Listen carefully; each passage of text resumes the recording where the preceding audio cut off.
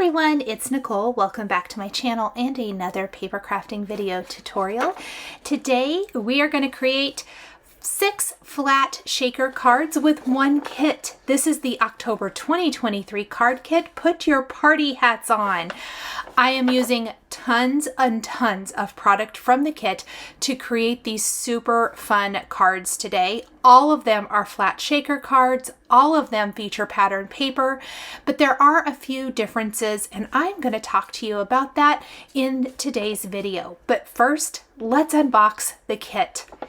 In the kit, you get this awesome mesh bag. You get some Tim Holtz Idea-ology embellishments, some scissors, some clay rainbow shapes, and a button, 2 card bases, the new 6x8 Put Your Party Hats On stamp set, some rainbow splash stickers, the Swiss dot embossing folder, pattern papers, cardstock, and holographic cardstock.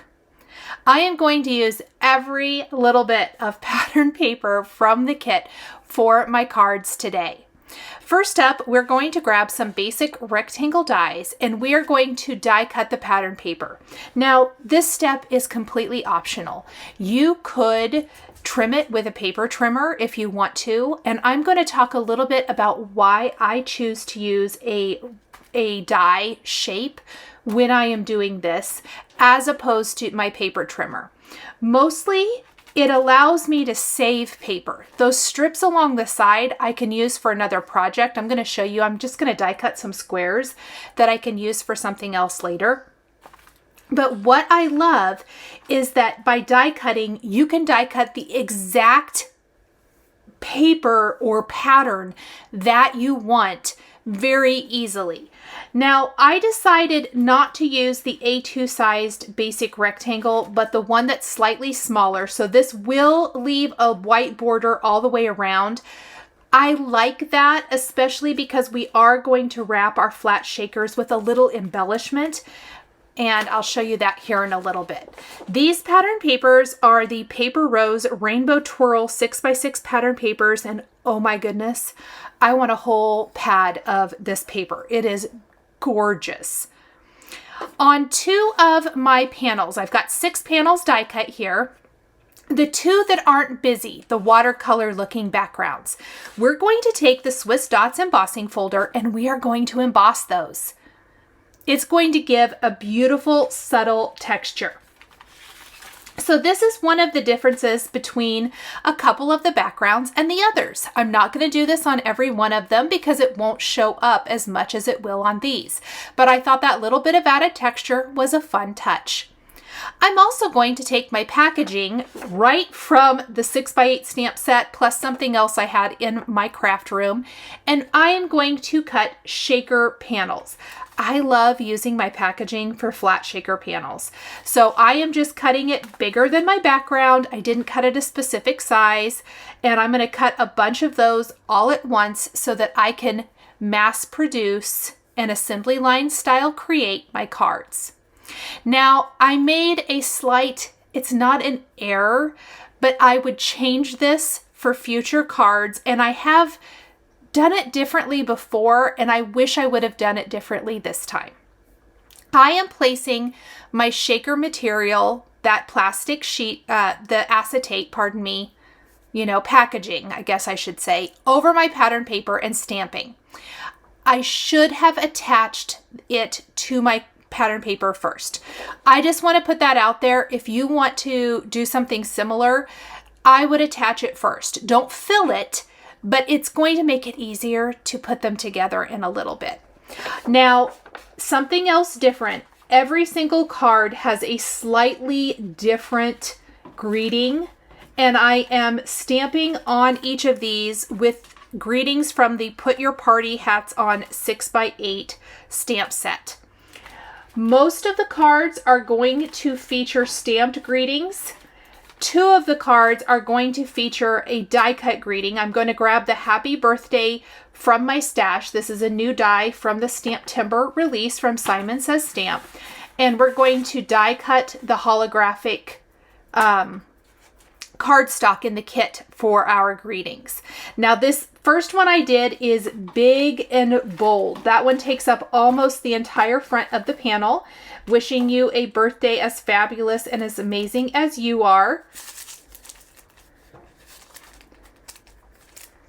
And I love it.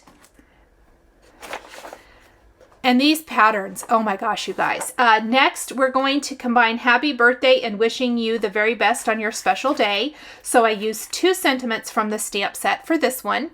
Again, I am using white Stazon ink. You are going to want to use a solvent ink for this. Otherwise, it will not dry on the plastic and it will rub right off. I'm going to do the 3 busy floral panels first. Next, we have It's a Party and May You Feel Special, Loved, and Celebrated.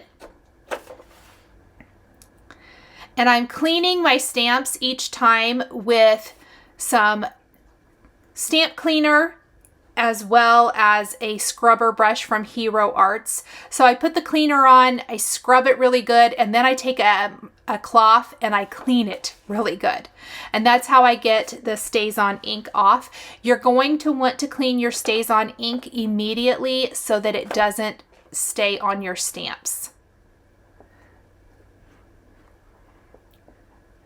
And I'm going to continue to stamp off all of the fronts of my panels.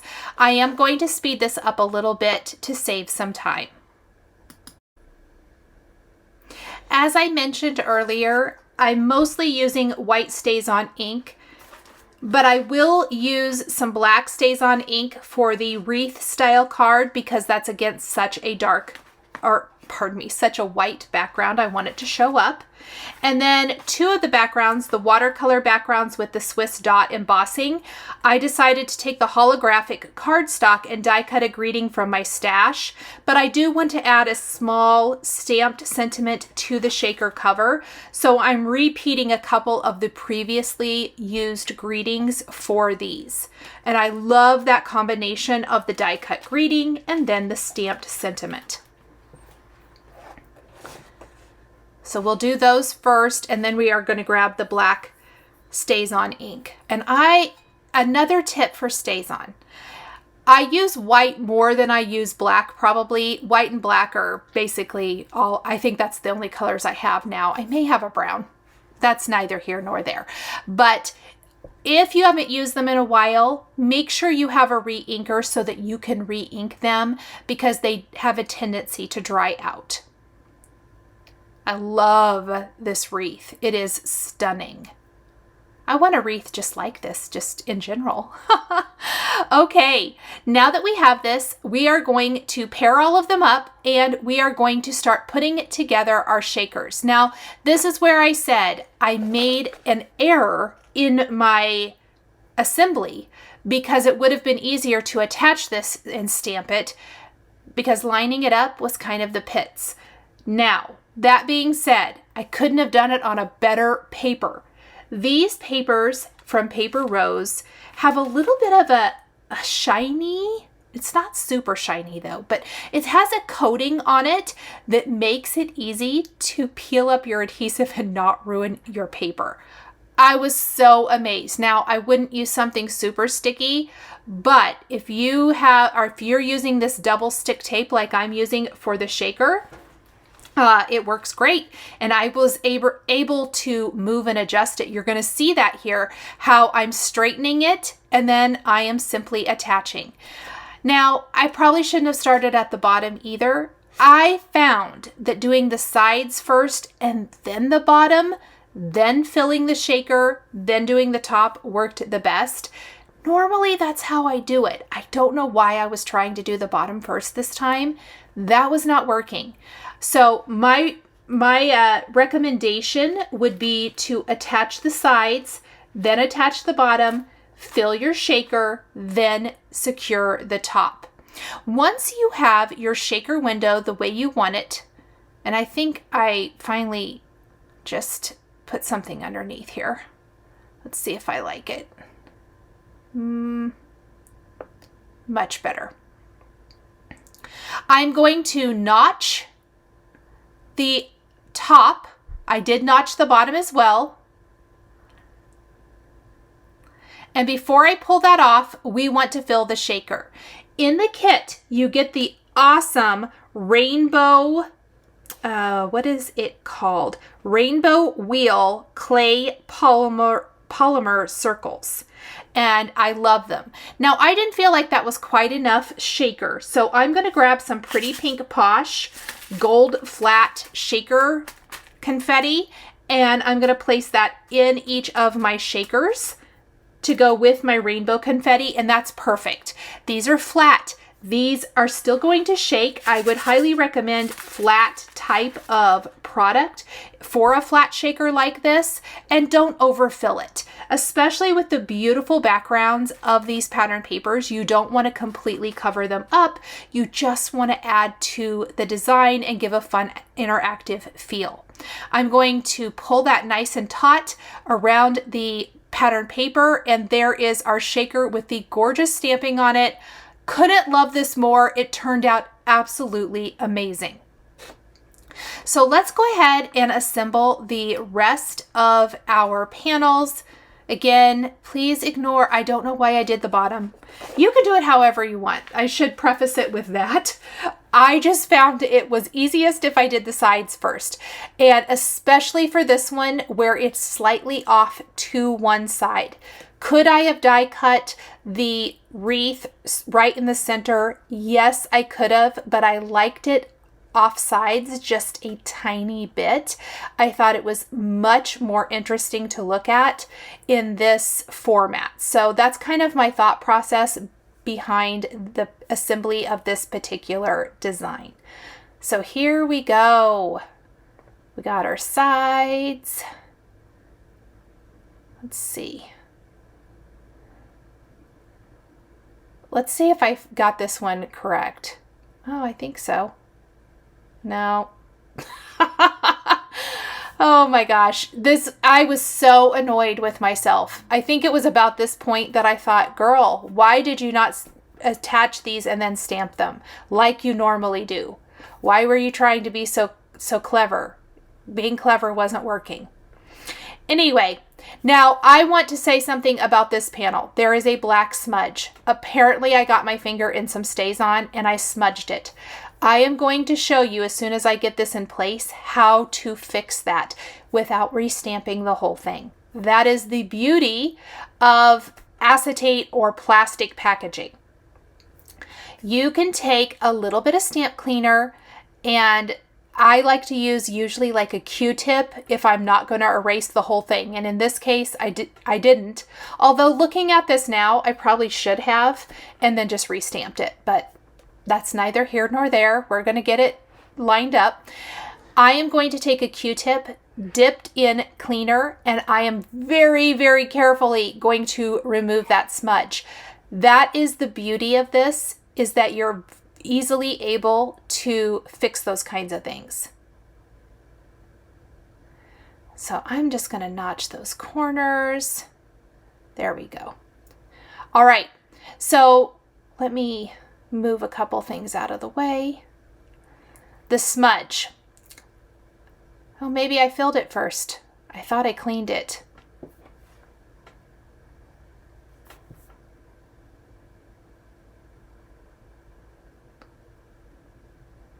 I'm going to notch the corners, place some double-sided adhesive up at the top. Double-sided adhesive is my preference for these, and wrap that around.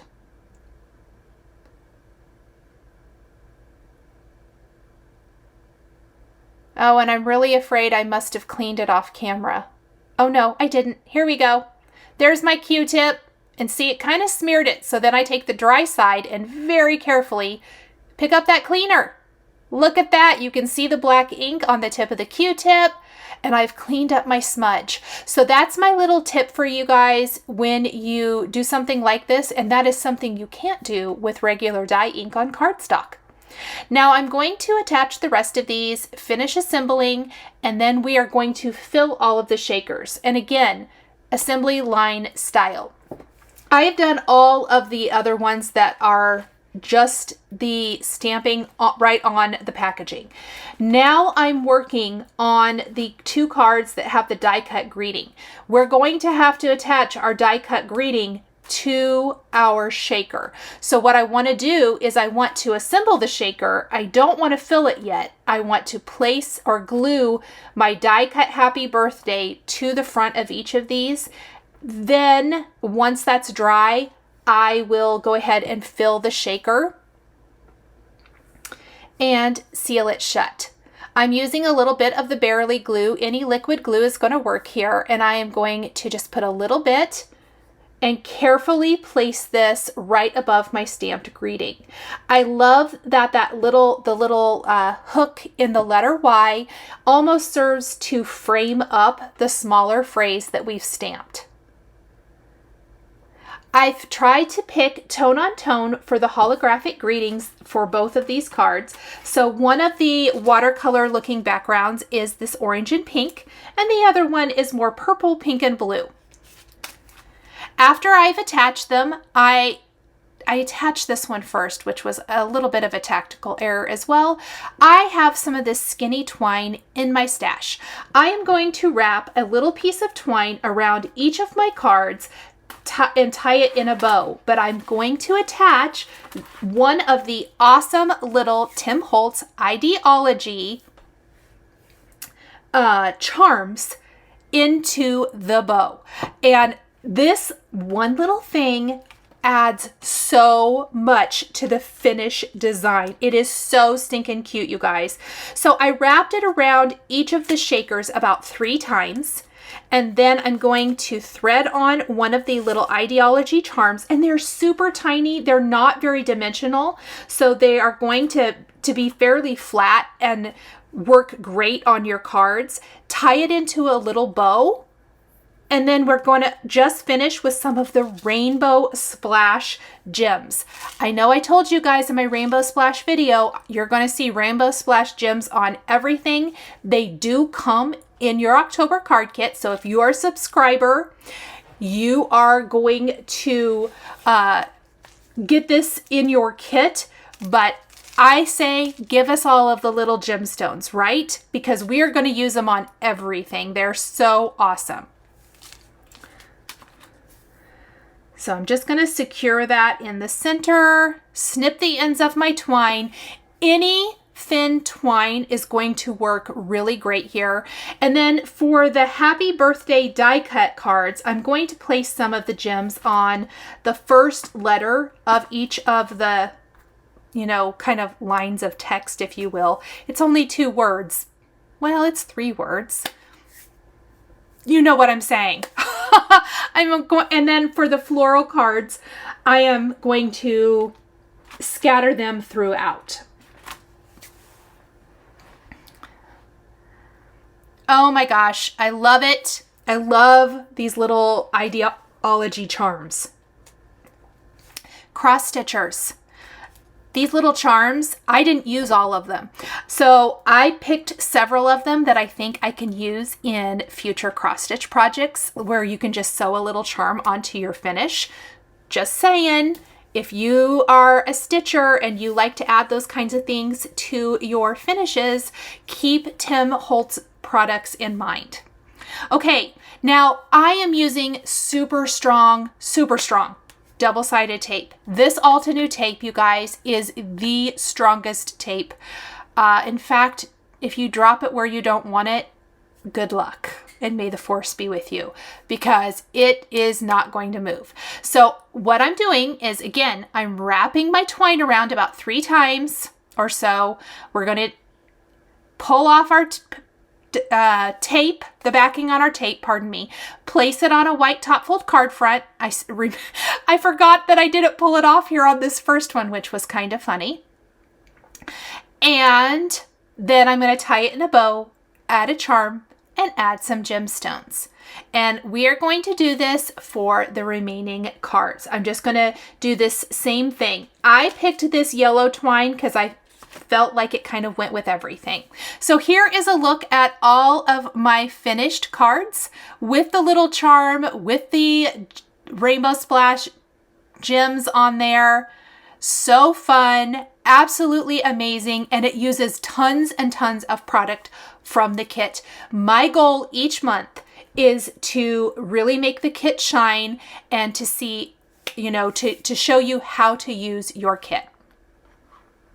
Thank you so much for joining me today for this set of 6 cards featuring the October 2023 card kit. The supplies I used are listed and linked below the video here on YouTube. Thank you so much for joining me today for another paper crafting tutorial. I love being able to share with this incredible community of crafters. I want to give a huge shout out and special thank you to my amazing Patreon members.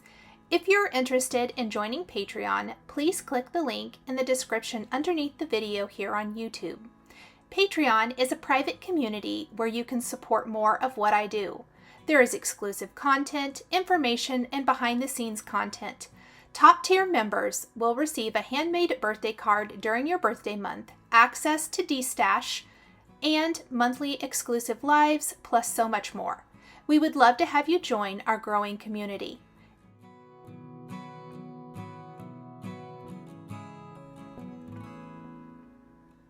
If you enjoyed this video, please subscribe to my channel, hit that like button, and don't forget to click the notification bell to always be notified when there is a new video or I go live. Thank you again for watching, and I'll see you again next time.